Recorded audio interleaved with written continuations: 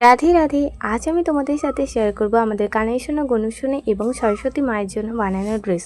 তো ড্রেসটার জন্য আমি এখানে নিয়ে নিয়েছি নেট ফেব্রিক, এছাড়াও নিয়েছি বাটার সিল্কের রেড কালারের ফেব্রিক। তো এখানে দেখো নেট ফেব্রিকটার নিচের দিকের পোর্শনটা আগে আমি ডবল ফোল্ড করে সেলাই করে নিচ্ছি সুন্দর করে।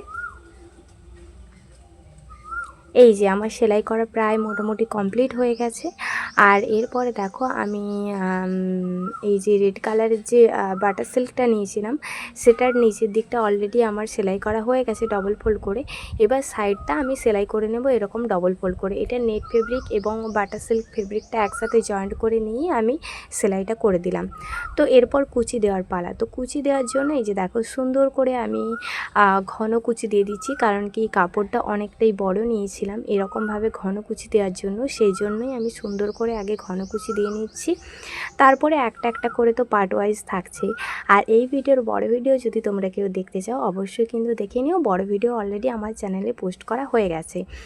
আর আমি সবসময় তোমাদের সাথে যে কোনো জামা শেয়ার করেছি একটা একটা ফেব্রিক দিয়ে। তো এবারে ভাবলাম যে না, আমি ব্ল্যাকের সাথে একটু রেডের কম্বিনেশন করে দিই, দেখি কেমন লাগে। তো তোমাদের কেমন লাগলে জানিও।